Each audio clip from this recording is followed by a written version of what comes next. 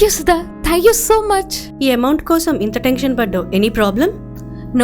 No problem, thank you. నువ్వేం tension పడుకు, ఒక్క 3 days లో నీ అమౌంట్ నీకు తిరిగి ఇచ్చేస్తా. ష్యూర్గా ఇచ్చేవే. అమ్మ హార్ట్ ఆపరేషన్ కోసం దాచిన డబ్బులు, ఇందులోనే నా MBA ఫీజు కూడా కట్టాలి. చెప్పిన టైంకి ఇచ్చేవే ప్లీజ్. ఓకేనే, ఇంట్రెస్ట్తో ఇచ్చేస్తాను. Any problem? ఓకే గానీ అవును, ఇంత సడన్గా అంత డబ్బుతో ఏం అవసరం వచ్చింది నీకు? Online gaming tournament, winning prize 50 lakhs. ఏంటి, ఆన్లైన్ గేమ్స్ ఆడతావా ఈ డబ్బులతోనా? అమ్మో ప్లీజ్ ఇచ్చేవే నా డబ్బులు. అర్థం చేసుకోవే, ఇచ్చేస్తా అన్నా కదా. గ్యారంటీ విన్నింగ్, నన్ను నమ్ము. ఒకవేళ ఓడిపోతే? అలా ఓడిపోతాను. కంటిన్యూగా 8 tournaments విన్ అయ్యాను. ఆల్రెడీ గెలిచాను అంటున్నావు కదా, ఆ డబ్బులతో ఆడుకోవచ్చు కదా, మరి నా డబ్బులు ఎందుకు? అవన్నీ చిన్న చిన్న బెట్టింగ్సే. ఈసారి జాక్ పాట్ కొడతాను. Full confidence, challenge. కానీ షూర్గా ఇచ్చేవే చెప్పిన టైంకి, చాలా ఎమర్జెన్సీలో తెచ్చాను ఈ డబ్బులు. తప్పకుండా ఇస్తానే. 1 కాదు 2 లక్షలు. ఒకటి మీ మమ్మీ మెడికల్ ఖర్చులకి పెట్టుకో, ఇంకో 1 లక్షతో షాపింగ్ చేసి నచ్చినవన్నీ కొనుక్కో.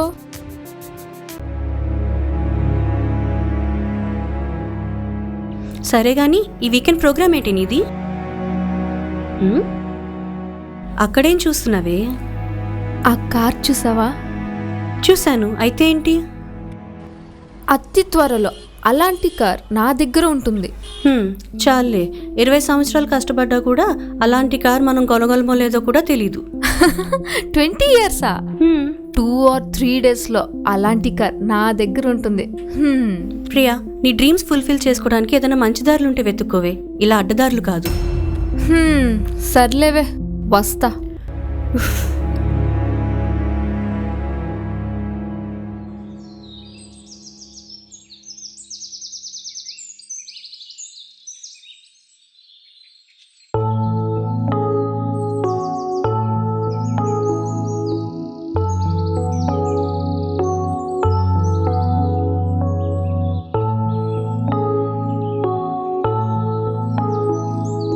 రోజంతా ఎక్కడ తిరిగి వస్తున్నావే? ఉద్యోగం మానేసి ఇంట్లో కూర్చున్నావు. కొత్త జాబ్ గురించి ఏం ఆలోచించావు? అమ్మా, నేను జాబ్ చేయాలనుకోవట్లేదు. ఇల్లు గడవాలంటే డబ్బులు కావాలి. జాబ్ మానేసి ఇంట్లో కూర్చుంటే ఇల్లు ఎలా గడుస్తుంది చెప్పు? అమ్మా, డబ్బులు సంపాదించాలంటే జాబే చేయక్కర్లేదు. లక్కుంటే డబ్బులు వాటంటే అవే వస్తాయి. వస్తాయి వస్తాయి. ఏ పని చేయకుండా అదృష్టం వస్తుందని ఇంట్లో కూర్చుంటే ఇంకంతే సంగతులు. మళ్ళీ మొదలెట్టావా? నా ఒక్కదాని సంపాదన వల్ల ఇల్లు గడవడం చాలా కష్టంగా ఉంది. నాకా వయసు అయిపోయింది, అలసిపోయాను. ఇక నా వల్ల కాదే. అమ్మా, నువ్వేం టెన్షన్ పడకు, నేనున్నా కదా. ఏదో ఒక రోజు నేను చాలా డబ్బులు సంపాదిస్తా. అమ్మా, నువ్వు అందరి ఇళ్లలో పనిచేయాల్సిన అవసరం ఇంకా ఉండదు. నీ పనులు చేయడానికి నేను ఒక మనిషిని పెట్టిస్తా. చాలే పెద్ద మాటలు, నువ్వు ఆపు. వివేక్ సార్తో జాబ్ గురించి మాట్లాడాను. అమ్మా, నేను చెప్పాను కదా, జాబ్ చేయనంటే చేయను.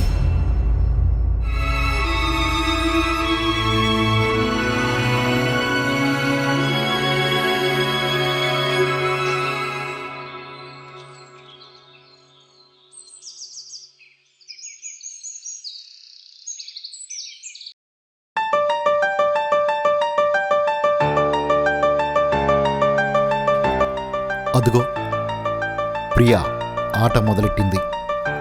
తన ఫ్రెండ్ సుధా దగ్గర తీసుకున్న డబ్బుతో ఆట మొదలెట్టింది. 50,000, 1,00,000, 2 లక్షలు, 3 లక్షలు, 10 లక్షలు, 30 లక్షలు, 40 లక్షలు, 45 లక్షలు గెలుచుకుంది. మళ్ళీ మళ్ళీ బెట్టింగ్ గేమ్ ఆడుతూనే ఉంది.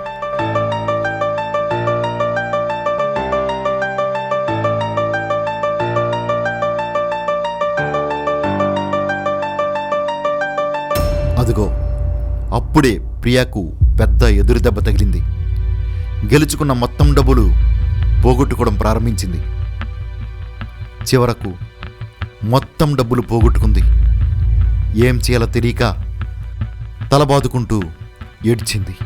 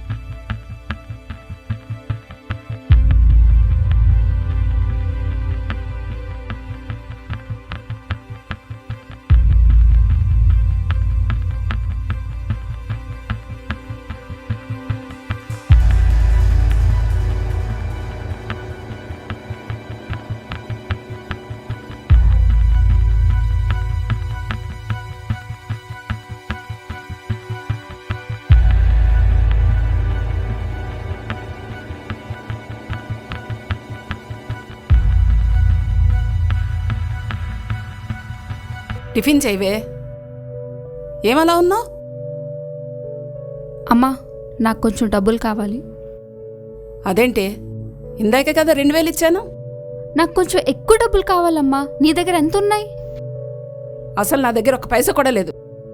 కష్టపడి పని చేస్తున్నానే, ఇంట్లో అన్నీ చూసుకుంటున్నాను. పెద్దదాని అయ్యావు కదా, సంపాదించుకో, జాబ్ చూసుకో.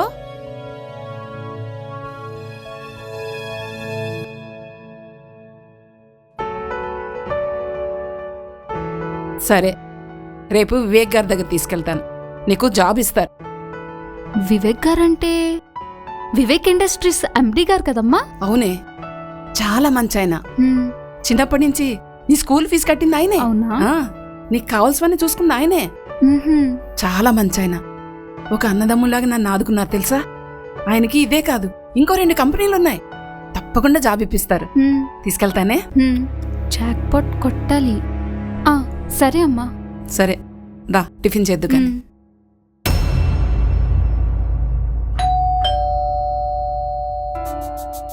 సావిత్రి వచ్చేసావా? అవును బాబు. ఈరోజు మధ్యాహ్నం వంటేం చేయకు, నేను బయట తినేస్తాను. సరే బాబు. రాత్రి వచ్చేసరికి లేట్ అవ్వచ్చు. అయ్యా, మిమ్మల్ని కలవడానికి మా పాప ప్రియాని తీసుకొచ్చాను. ఓ ప్రియా, ఎక్కడా? పిలు. ప్రియా, ఇలా రామ్మా. నమస్తే సార్. రండి, లోపల రండి.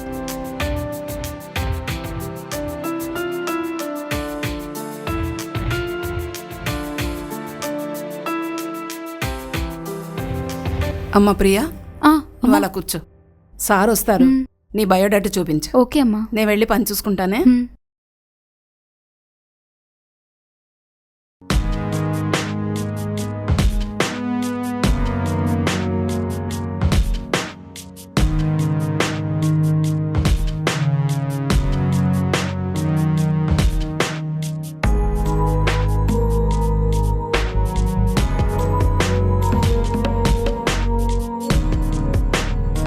ప్రియా. Yes sir. ఎన్ని రోజులైంది ప్రియా నిన్ను చూసి. ఎప్పుడో చిన్నప్పుడు చూశాను. రా, ఆఫీసులో కూర్చొని మాట్లాడుకుందాం. హ్మ్. కూర్చో.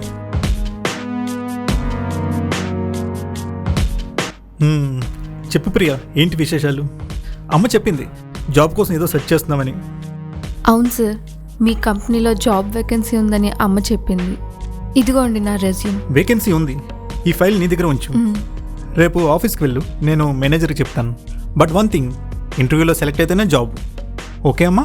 Okay sir, no problem. Thank you so much. అరే, ముందు జాబ్ రాని, తర్వాత చెప్దు కానీ థ్యాంక్స్. అంటే థ్యాంక్స్ జాబ్ కోసం కాదు సార్, మీరు మా ఫ్యామిలీకి చేస్తున్న హెల్ప్ కోసం. ఇప్పుడు చూడండి నాకెంత హెల్ప్ చేస్తున్నారో. మీకోసం ఏదో ఒకటి చేయాలి. అబ్బే, అదేం లేదురా తల్లి. అబ్బా, తల్లి అమ్మ అని పిలకండి సార్. ఇంకా మీకు నేను చిన్నపిల్లలా కనిపిస్తున్నానా? తెలుసు తెలుసు, చాలా పెద్దదాన్ని అయ్యావు. ముందు రేపు ఇంటర్వ్యూ మీద ఫోకస్ పెట్టు. ఓకే, అయితే నేను రేపు వస్తాను. రేపు ఉదయం ఎక్కడ రావసరం లేదు, ముందు ఆఫీస్కి వెళ్ళు, నేను వాళ్ళకి ఫోన్ చేసి చెప్తాను. Okay sir.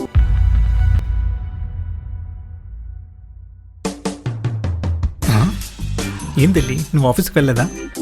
ఆ, నాకు చాలా నర్వస్గా ఉంది. అక్కడ ఇంటర్వ్యూలో ఏమడుగుతారో తెలీదు, అందుకే మీ దగ్గరికి వచ్చాను. ఇందులో నర్వస్ అవ్వడానికి ఏముంది? బీ హానెస్ట్, అబద్ధం చెప్పొద్దు. యాక్చువల్గా నేను కూడా నీతో రావాలి, కానీ కొంచెం హెడేక్గా ఉంది, నేను ఆఫీస్కి రాలేను. అయ్యో, ఏమైంది? ఉండండి, మీకోసం టీ తీసుకొస్తాను. అబే వద్దమ్మా, నీకు టైం అవుతుంది, ఆఫీస్కి వెళ్ళు. అయ్యో, 2 నిమిషాలు, నేను మీకోసం టీ తీసుకొస్తాను.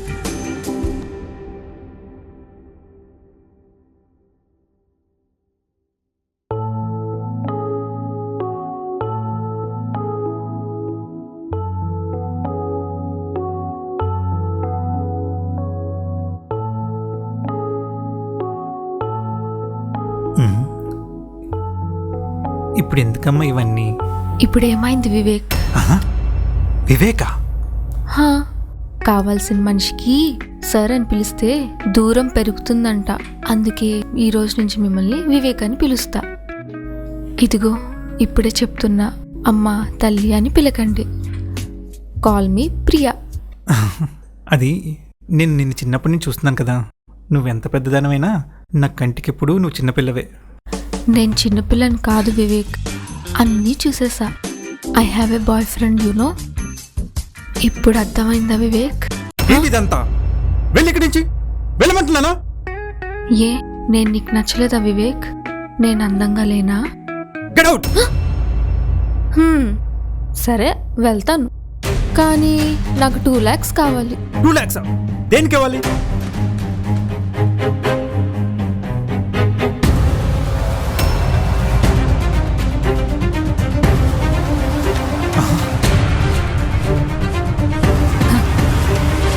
మీరు ఒంటరిగా ఉన్న అమ్మాయిని రేప్ చేసేశారు. ఇప్పుడు ఇదే నేను బయటికెళ్ళి చెప్తా, అప్పుడు మీ ఇమేజ్ మొత్తం గోవిందా గోవిందా.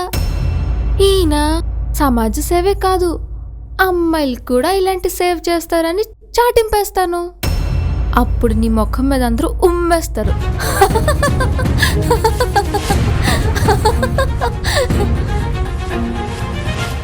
ఓ అలాగా, సరే ఏం చేస్తావు? పోలీసులు పిలుస్తావా? సరే నీ వరకు ఎందుకులే, నేనే ఫోన్ చేస్తాను. నీకు తెలీదులే, నీలాంటి వాళ్ళని నేను చాలామందిని చూశాను. నన్ను ఎదవని చేద్దామని చూడకు. ఇప్పుడు పోలీసులు వస్తారు, నిన్ను నన్ను హాస్పిటల్ తీసుకెళ్తారు. అక్కడ ఏమీ లేదని తేలిపోతుందిగా. చివరికి ఎదవయ్యేది ఎవరు? నువ్వే. నీ కెరియర్ గంగలో కలిసిపోతుంది. ఆలోచించుకో, నీ పరువు బజారును పడుతుంది. ఓ సరే పిలవండి, పోలీసులు పిలవండి. బహుశా మీకు తెలీదేమో, ఇలాంటి కేసుల్లో అమ్మాయిల మాటలే అందరూ నమ్ముతారు. ఓ అలాగా, అటు చూడు.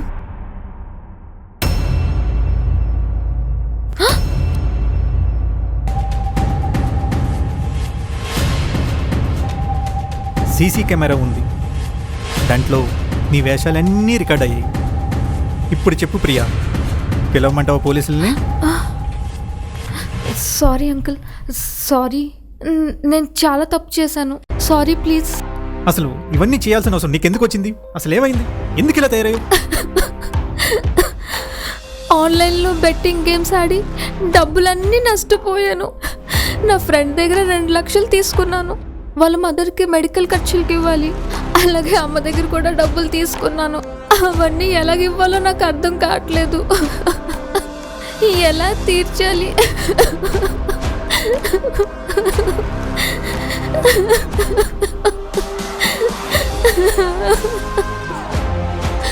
సరే నేను నీకు డబ్బులు ఇస్తాను, కానీ ఆ డబ్బులతో నువ్వు అన్ని అప్పులు తీర్చేయాలి. సరే అంకుల్. ఇకపై ఎప్పుడు ఆన్లైన్ గేమ్స్ ఆడనని, ఆ జోలికి కూడా పోనని నాకు మాట ఇవ్వు. సరే మాటిస్తున్నా అంకుల్, కానీ ప్లీజ్ ఈ విషయం అమ్మకి చెప్పకండి అంకుల్. అమ్మకి తెలిస్తే అస్సలు తట్టుకోలేదు.